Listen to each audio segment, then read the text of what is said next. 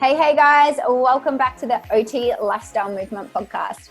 I'm Rhiannon Crisp, occupational therapist, personal trainer, and the founder of OTLifestyleMovement.com. Today, we are talking about something that I absolutely love, and that's business and entrepreneurship.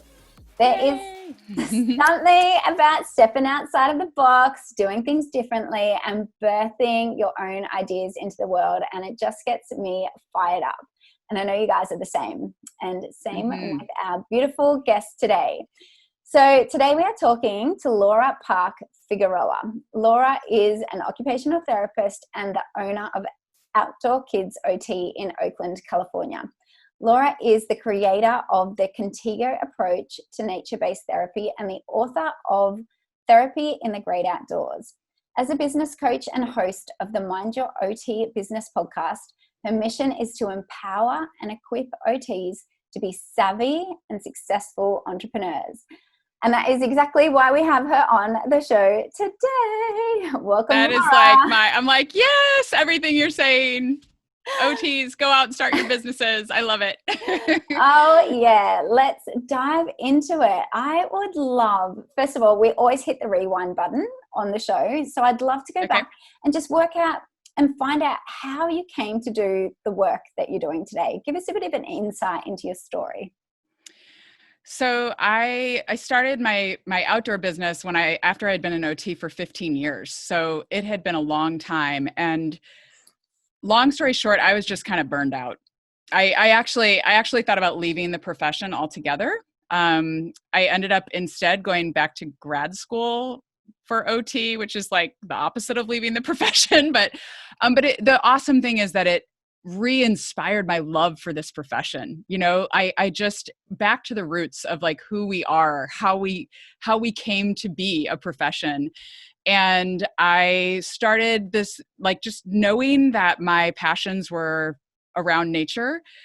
It was like I had this moment where I remembered this dream I had way back in college when I was really into the outdoors, that I was going to do this. I was going to incorporate the outdoors in OT. And what happened? Well, like marriage, 3 kids, work, all that happened, right? and going, yeah, life, totally.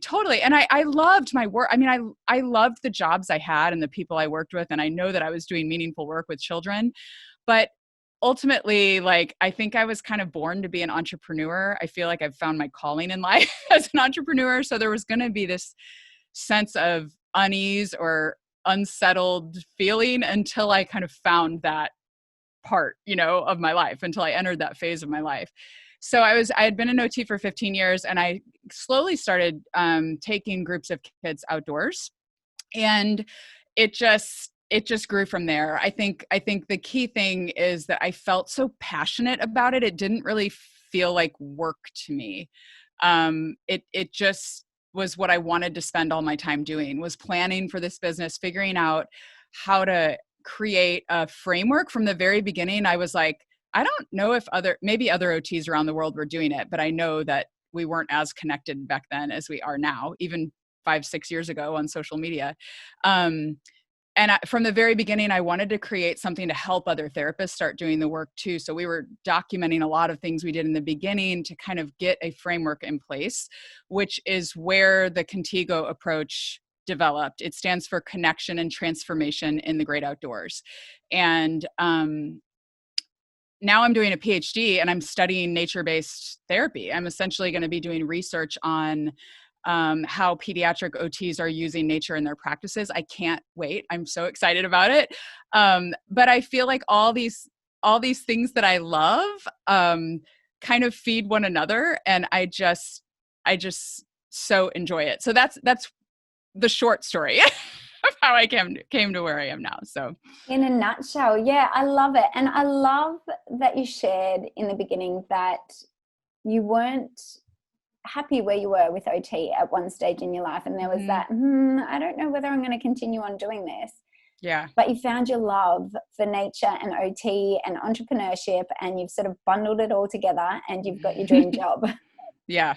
I would say, I think a lot of OTs, if they would, even if you're just working and you don't want to run a business, I think if you go back to the heart of our profession, if you go back to like the the foundations upon which our profession was founded, that occupation, the meaningful occupation in people's lives, I think that really can reinvigorate practice in a way, in any area of practice, it really can. And so I just encourage people with that too. Even if you're listening to this and you don't want to start a business, there is value in knowing the roots of our profession and going back to that, looking at the whole person and the meaningful things they want to do. So anyway, just a plug for how great we are as OTs.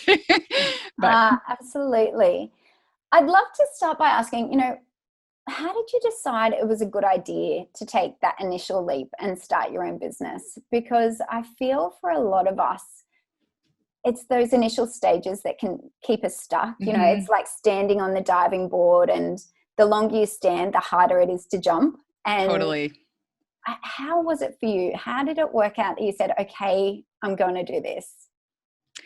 Well, I think my answer might be a little unconventional, because honestly, I really believe that higher education is a great way to force yourself to do the hard work of thinking to create something. And you'll hear in the entrepreneurship space a lot of times, we don't need higher education, screw the academic system and all that. People are kind of like against the institution of higher education. And I do need to say, I realize that comes from a place of privilege, right? Like if you can access higher education, you're very lucky.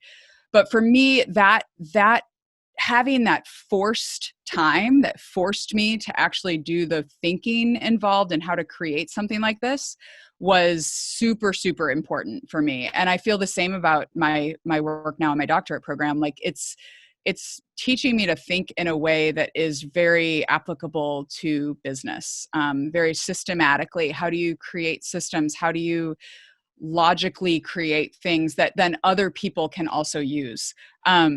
So that being said, I would say that I slowly kind of made my way into it. And that is a big thing that I always say is just take a small step. Like you take a small step forward. A lot of entrepreneurship is like, oh, I don't know if I can do it. Okay, tiny step. Okay, I did it. Okay, next tiny step, and just getting comfortable with being uncomfortable. I've said this a lot on different interviews I've done, is if you're not uncomfortable as an entrepreneur, you're not really taking risks to grow and change and grow your business. So you have to get kind of uncomfortable with being comfortable with being uncomfortable. And the more you do that, the easier it is to take bigger risks. I guess I'm not really answering your question so much as saying what I was learning in the process. I don't know. I guess what I'm saying is it was a small series of steps for me that when I look back, it's like, wow, look at what is going on now in my business. It's amazing to me. The team, the people involved, the students that work with us, I love it. And it's that taking small steps as you go. So not being afraid, because you can take a really small step at first and it'll empower you to take bigger steps as you go forward. So did that answer? I don't know if that answered. It sounds like mindset is a big part of it. You're saying, making sure you're not afraid, we come from this place of fear. And I think a lot of the times we fear what other people will think of us. We have this fear of failure. We fear that what if we invest our time, our money, our energy, time away from our family and it's a flop? What if it doesn't work? Yeah. And so a lot of the times it's our mindset that holds us back, when in actual fact, if we dream it, we can do it. There is no limitations on what is possible except for that inner mean girl in our head saying, it's not possible. Yeah. I think that too. I didn't even talk about the podcast. I started the Mind Your OT Business podcast last year because I was so obsessed with entrepreneurship. I joke I needed an outlet because I'd be at parties and find out that someone ran a business. I'd be like, tell me all about your business. I want to hear about your business, And they're like, okay, why? I don't want to talk about it. So I'm like, I need an outlet. I need some like structured space where I can talk all about business. And it has been so amazing to celebrate and honor all these OT entrepreneurs around the world who are doing amazing things. And it's just so fun. I love it.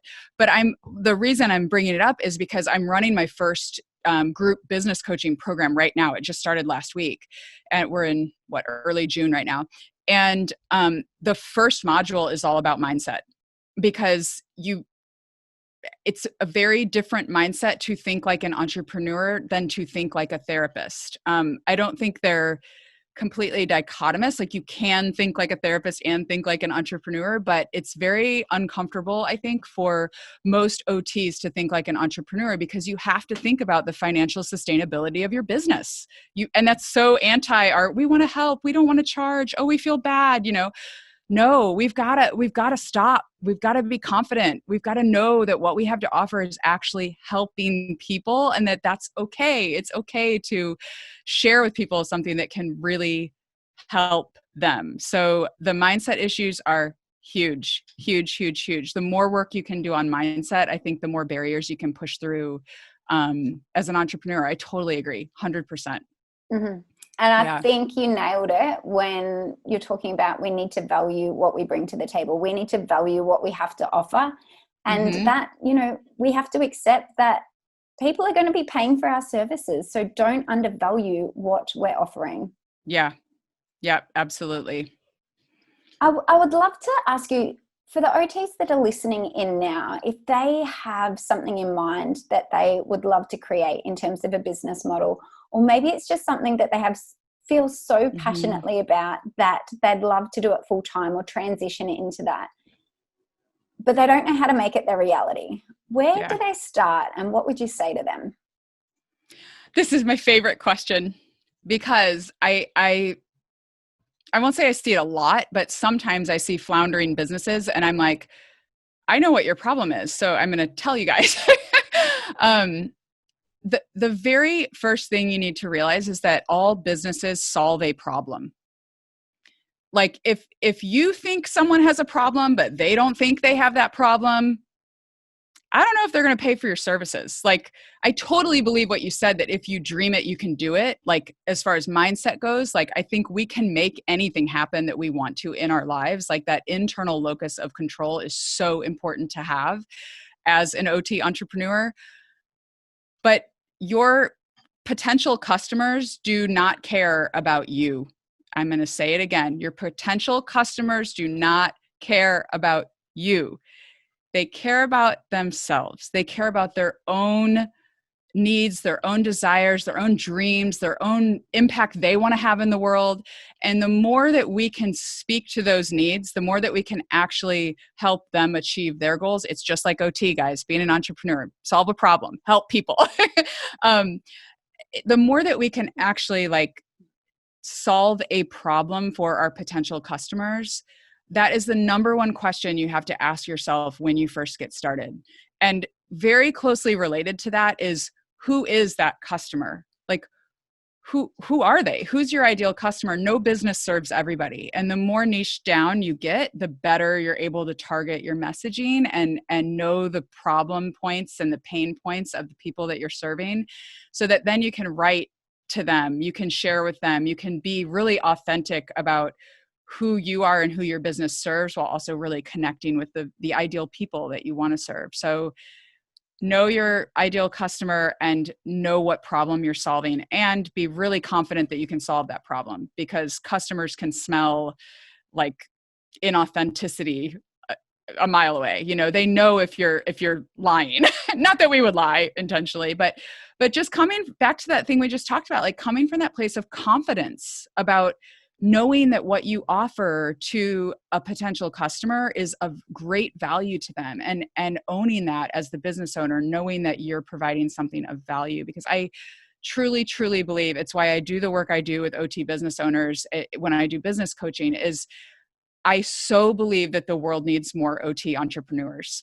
It's like one of my deepest held beliefs, because the world needs to see how valuable our profession really is and how much we can really help people. So I love that you're putting this message out there, because I want to spread it as far as any OT in the world needs to hear this. So, and know that they can do it. Yeah, absolutely. Absolutely. Anyone can do it. And I feel like as OTs, we have this entrepreneurship running through our veins. It's almost, we are the problem solvers. We are the change agents. We are creative. There's so many things that we have that we can bring to entrepreneurship. And I love what you said about finding your niche. I remember Seth Godin said something like, no niche is too small if it's yours. And that has stuck with me forever, because you can have the smallest niche, but if you are speaking the language that your customers want to hear, if you are talking to them and they go, oh my gosh, this OT just gets me. They're going to come to you. They're not going to go to the other place down the road that isn't really targeting them. So the more niche down you can get, and the more that you can speak the language that your clients and customers want to hear, they're going to resonate with that and they're going to come to you. Yeah, that I love that you said that, because what came to mind when you were saying that so beautifully was how the more you lean into like who you are as a person, like authentically who you are. I feel like all of us really struggle on social media. It's really easy to compare and to see other people's lives and be like, oh my gosh, their house is so beautiful and clean. I have 3 kids and I live in a small house. So I am jealous of those photos. Okay. But like, it's so easy to compare, but the more you lean into like really knowing what your values are and really being authentically yourself on social media, the more you're going to attract the people that resonate with you, the more you're going to attract the ideal client. Hopefully your business really is, especially for most of us as we are starting out, your business really is who you are essentially. So I love that you're saying like, be authentic, like lean into who you are. There's nobody like you in the world, and your business needs to be like no other business in the world. And that's how you're going to attract those ideal clients, right? So being authentically you. I love it. And I love that. You summed it up perfectly too. And I suppose people are going to watch you from the sidelines, right? So you're going to have this audience of people who need to build that trust factor with you. So they're going to be watching from the sidelines, seeing what you're talking about. And then when a problem arises or something comes up and they're like, it's crunch time, or I really need to see someone now, that's when they're going to come. So I think in the initial stages of starting a business too, you can feel like disheartened if it doesn't kick off the way you anticipated, or it's slower than expected. But just remember that people are watching. I think, like you said, social media is an incredible way to be connecting with people these days. You have to be on social media, right? You have to. Yeah, I agree. That's where everyone is. Your clients are more than likely to be on social media, whether it's Facebook, Instagram. Find the platform where they are and start connecting. And give them value. I mean, give them free information to help them, so that they know and like and trust you. Probably everyone here who's ever listened to anything entrepreneurial related has heard you need to build know, like, and trust value, right? But you also need to establish yourself as an expert, I think. I mean, there's a sense you need to be connected, right? You want to be accessible and connected and really form those connections online. And you also want to share valuable information with them so that they see you as a source of help and an expert in your field who can help them later. I wanted to circle back to social media because the thing that got me over being afraid to be more present on social media, I'm specifically thinking of my own Instagram, like it's a business account, but it's my Laura Park Fig account on Instagram. It's more for the podcast and my business coaching and more my personal profile as an OT. The more I focused on connecting with people as the point of social media, the more I got over being afraid to say things or being afraid that people would judge me or being afraid that whatever. I really try to focus, and it completely, I mean, I have some of my closest friends, I mean, not really, but like, I feel like they're my friends. These people that are on Instagram that I have messaged back and forth with that came and were part of the summit with us. Like it's amazing how you can truly form meaningful connections on social media now, that it doesn't have to be like this false place where we're just putting forward this false self. And I hope that that's helpful to people who may be kind of about social media, but as a business, you don't have to use social media in that icky sense. You can really use it to form meaningful connections with potential customers and just friends, collaborations with people in your community or in the world even. That's what's amazing about the internet. But I'm old, so I'm like, oh my gosh, the internet's amazing. But yeah. So you mentioned before about value, providing value and being the Mm-hmm. expert. How do business owners and entrepreneurs go about doing this on social media?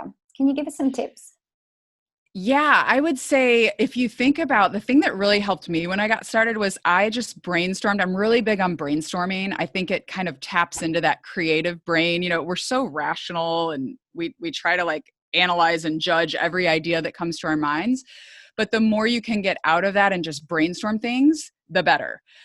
Because that's where your really creative ideas will come up. So one thing that I did when I first got started and I was trying to like, what could I write about for a blog post? What can I put on social media? Is just sit down and write a list of questions that like you get all the time from your clients or in your work as an OT. If you're working in an employer-employee type setting and you're trying to break out into your own business, make a big list of all those things that you find yourself repeating over and over and over. And then start sharing small, digestible little tidbits. Don't overwhelm people. Don't write like a 5,000 word article and post it on your blog post. Okay. Tips, small things like 2 to 3, the top 3 things you can do to solve your child's tantrums. I don't know. I can't think on the fly.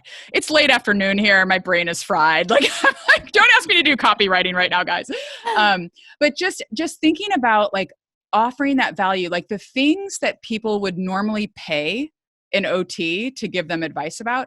It's very easy for most of us to like rattle off or just share a resource. Like one of the things I can give as an example is I have this kind of unconventional way to use a pencil grip that I love. And there's a video on YouTube from this handwriting clinic in Texas that they show you how to do it. And I've given it to so many parents. So it was a no-brainer for me when I sat down and wrote that list. Oh, I need to share the tip grip video. Like, and I shared it on Facebook, and it's like in auto rotation on Edgar. If you run a business, you need to know about Meet Edgar. It's a social media library that you load stuff into, and then it will auto post for you and rotate through everything. It's amazing and has saved me so much time. But when I first got started, those type of things, generally most of us, if we've worked for even a few years, can come up with those things right away. And then you can create like small tidbits of content that can really help people for free. You're just, it's okay to do this. I know in America, sometimes people are like, but our license, and are we allowed to give advice? You're not giving advice for a specific person. It's okay to share, to share advice, general advice from your OT brain. And I would also really encourage people, like not just on social media, but one thing that I think could be improved on a lot of OT websites, and this might be too nitty gritty for, for getting into marketing, but is having a lead magnet and setting up email automation for your website. So basically that means you give away a free piece of valuable information for families, some downloadable PDF of the top tips for whatever problem they may have with their child or their self. I'm so peds oriented. I'm always thinking pediatrics, but, and then they go onto your email list and you get it. You have an automated platform that does this. You develop an email list. So you get a list of people that are interested in that. And those are all your potential clients. And over time, you can nurture those relationships on a more private level because you have a direct into their inbox rather than it being on Instagram or Facebook where it's like a broader community kind of thing. And the more value you can add going straight to their inbox, not selling, giving them value. Okay. So the same kind of things you'd put in a blog post, you can put into an email that goes directly to them. And over time, even if they never become your customer, to me, I think this is like number one tip for marketing in businesses, honestly, because I so believe that even if those people on your email list never become your customer, you never see $1 from them into your business, they likely have a positive feeling about your business. So when they're out at that barbecue or that party at a friend's house and someone says they're having challenges with their kid, they are going to remember the emails that you've been sending and say, oh, there's this local business that I love. They send me really helpful emails. You might want to check them out. It's called Outdoor Kids OT. And you can't measure that. There's so much in entrepreneurship about you need to measure your return on investment on all your marketing dollars. And you can't measure the influence that you might have by helping people in a helpful way, and how that spreads good vibes in your community about your business, or in the world even. I mean, we're living in a digitized world now. Like, even in the world, there's people who might have good vibes about your business from the emails that you're sending to them. So I'm so big on that. And I think not enough OT business owners are using that as a strategy to really nurture those closer customer relationships, because as people have said, they're interested already in your business. So yeah, sorry, that I was a love lot. that. No, I talk a thanks for lot. explaining that. Yeah. I'd love for you to explain why it's so important to capture people in an email as opposed to just connecting on social media. I think for one, it allows you to like control the communication, right, in a more systematized way, because you can broadcast to everyone, and it's into their inbox, right? Well, with most email service providers, but so sometimes they have low they go to spam sometimes, so there's ways around that, but we won't go into that here. So I would say that it's a closer relationship, or a more trusting relationship, because they've given you their email, right? They've expressed interest, where on social media, you don't know how many people see that post. You don't know like whether or not that, like, you have no way of knowing how many. I guess you can use your analytics to see who saw the post, but you don't know that a specific person saw it, right? And I also think, just going back to the idea of capturing those, it's calling like capturing the lead, right? Like, you're capturing the person when they're interested in your business. So for example, if someone comes to Outdoor Kids OT, but we're not open for registration because we run on like a school year, and they see the business, but then they're like, oh, if we didn't have an email list, let's pretend there was no way to get their email. They're like, oh, this looks cool. I'll look back in August because they're not open for registration right now. Are they going to remember to come back in August? No way. No way. So like 2% of people maybe that come to your website are ready to like at that moment buy, or maybe you don't have availability. Maybe you're full and you need to have some way to get in touch with them to say, hey, you expressed interest. You're on our wait list. We're getting in touch because we opened registration. And I think that is a large degree. Like I can't really measure why my practice has been able to grow over the years, is because we've had that email list of interested customers, and we've set that up to where we capture the people when they're interested, and we're giving them helpful information, hopefully. So I hope they find it helpful. Yeah. But. And I think another reason is because with social media, we don't own that, right? So I don't own my YouTube account. I don't own my Instagram. I don't own my Facebook. And I've actually had one of my YouTube accounts shut down, and I had so many videos on there, and it's just gone, just like that. Are you serious? Mm-hmm, yeah. Oh my gosh. Why? Someone hacked it. I had it hacked, and I had all these random videos uploaded to my account, and yeah. Oh my gosh. And the thing is, there's no one to contact. You can't contact head office and say, hey, my YouTube account's been hacked. There's no one to talk to. It's all automated. So they shut it down. With email, you have, like you said, their personal contact. You have that connection. You own your email. And I think to another way, like you said, with, say, for example, someone has a program or a course that they run and they couldn't get in, or maybe they did get in, you can collect emails when you have children attend courses, get their email and add them to that email list as well. So you don't just have to be collecting them from the website. You can be collecting them, obviously, from clients that come in for a one-off course or a handwriting 2-week course. Yeah, absolutely. And making sure you have permission. I mean, that is the one thing that I know there's become more and more concern, because lots of businesses are using this now, right? But making sure you have permission to email them is important too. Yeah, and that can be as simple as including it in the consent form. So it's just a tick or click. Yeah. Well, since you love the marketing train and we got onto that, okay, what are some other great marketing tips that OTs can use? I think it's really important to know a little bit about graphic design. And I see a lot of businesses try to put way too much information on one little flyer, or way too much information in an Instagram or Facebook post. Like, think about the customer and their perception of that. Like really try to step out of what you're seeing there. Cause sometimes when we're close to the work, we can't really see it. Get the perspective of some of your friends who are your ideal customers, and say, hey, what do you think of this? Like ask people. One tip that I learned that is you're going to laugh because I learned it at a social media marketing conference.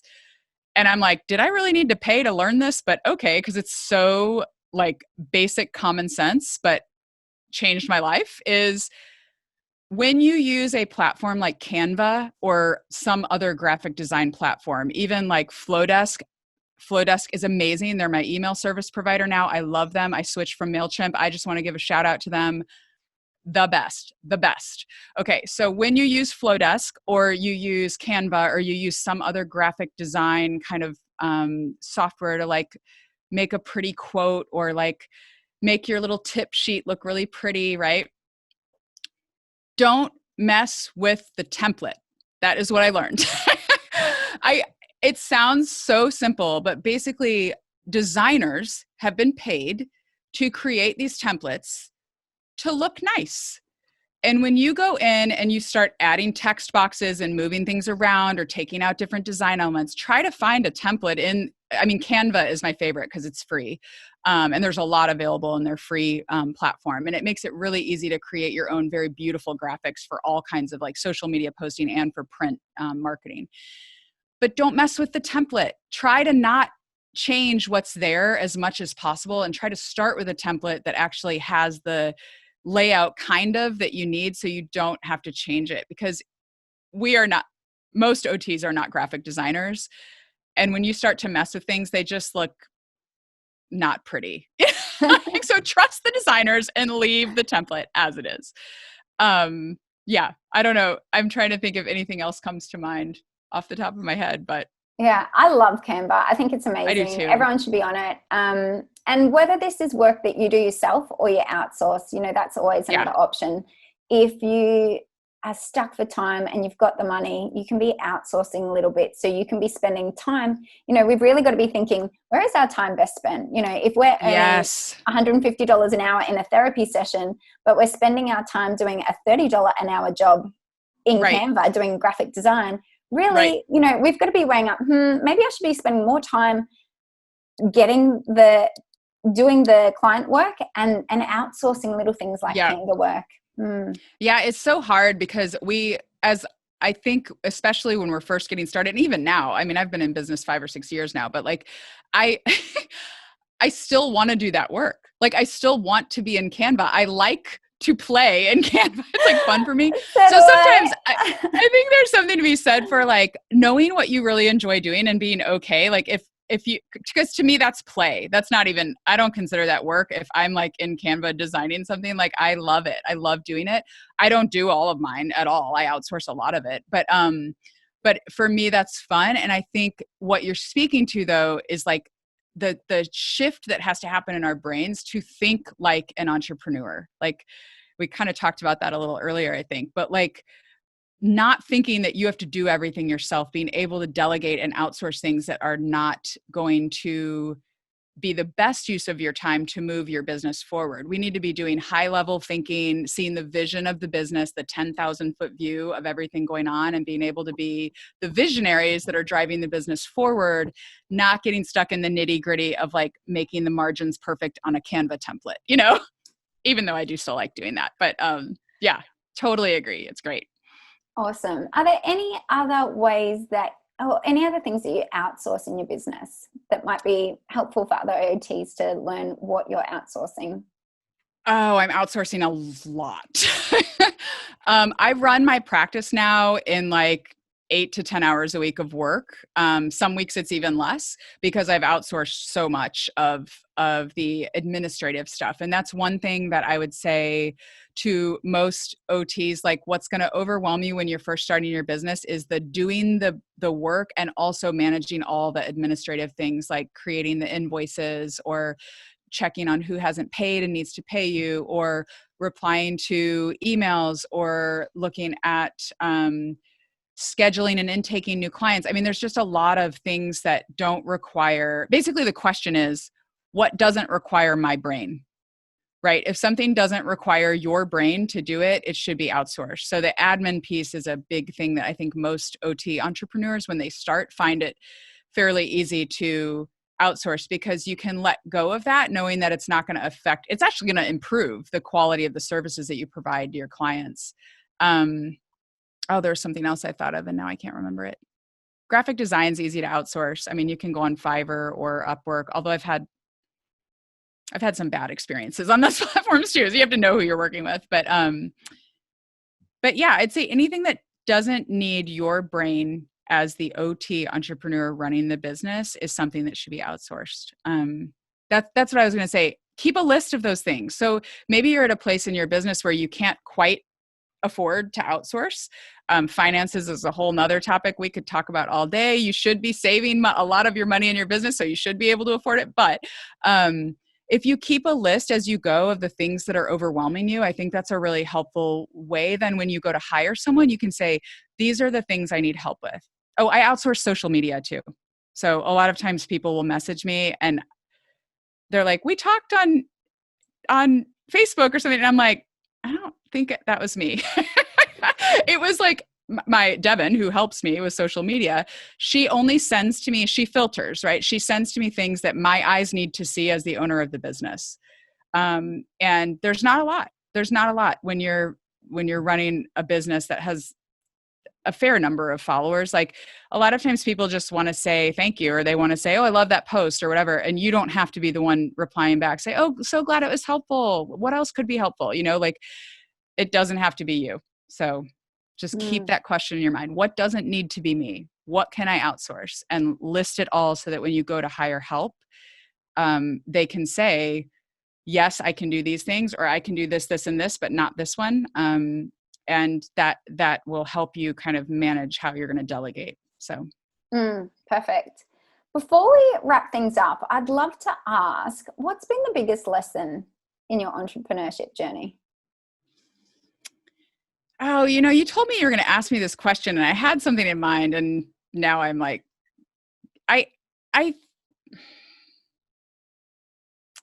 so hard to pick just one. But the thing that comes to mind right now, I mean, I literally thought of this earlier. I looked at all the questions. I'm like, oh, I know what I'm going to say. And then my mind went blank when you asked me just now.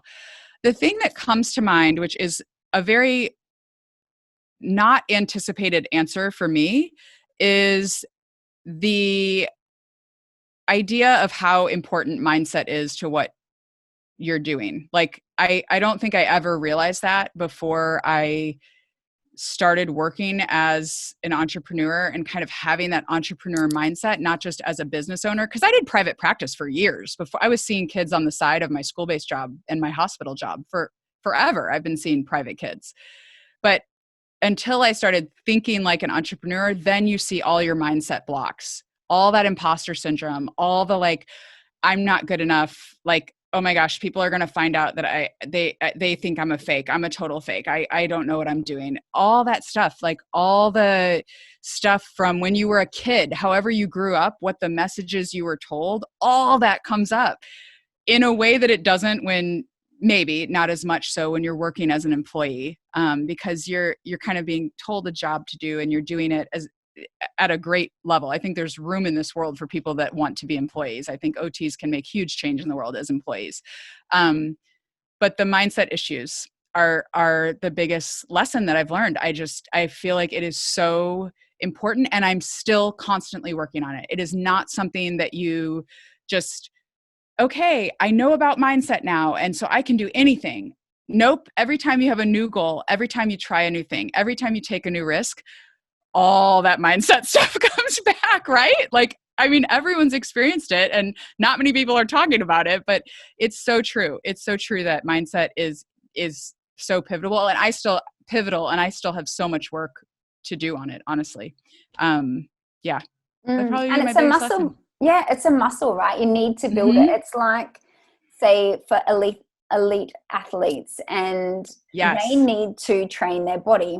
As entrepreneurs, we need to train our mind. And if we are not clear thinking, if we are not in the frame of mind that we need to be, we can't grow our business, and we can't grow into developing the things that set our soul on fire and changing the world and all these things. We've really got to be doing our own personal development, and whether that is reading books, whether that is watching videos, whether that's following someone that inspires you and gets you going, you know, find those people, because there will be someone out there. And I'm always constantly on the personal development train. And I think that is so important. Like any other professional athlete or anyone who's training for something, you need to be training your mind like an entrepreneur to get to where you want to go. Yeah. The fact that you mentioned athletes reminds me of Carol Dweck's book, Mindset. So it's about growth mindset, about this idea that we're not fixed as human beings. We can always learn and grow and change over the course of our whole lives. And that is probably the first book. I still remember like where I was on a backpacking trip. It was like the only book I brought with me with my family. And I was like going up to the kids and my husband like, oh my gosh, this is like mind blowing. How this is going to change my life. Like, oh my gosh, like it truly is such a good read. And she's a researcher at Stanford University. And she each chapter in the book deals with a different kind of way you can apply growth mindset. So it's basically like she does a chapter on parenting, she does a chapter on elite athletes, she does a chapter on business. Like it's such a great read. It's not boring. It's not like psychology, self-help either. It's really about how the idea of growth mindset applies in so many different areas of our life. And I love that book. It was pivotal to my life. And like, I think really to read it at the start of your entrepreneurial journey is the best recommendation I can give, because it's so good. Such good content. Can you tell us the name of the book again? It's called Mindset, The New Psychology of Success. And it's by Carol Dweck, Dweck. It's old. I mean, I think she wrote it like 15 years ago. It's not a new bestseller, but it's a bestseller. I mean, she is the researcher who found the idea of growth mindset. I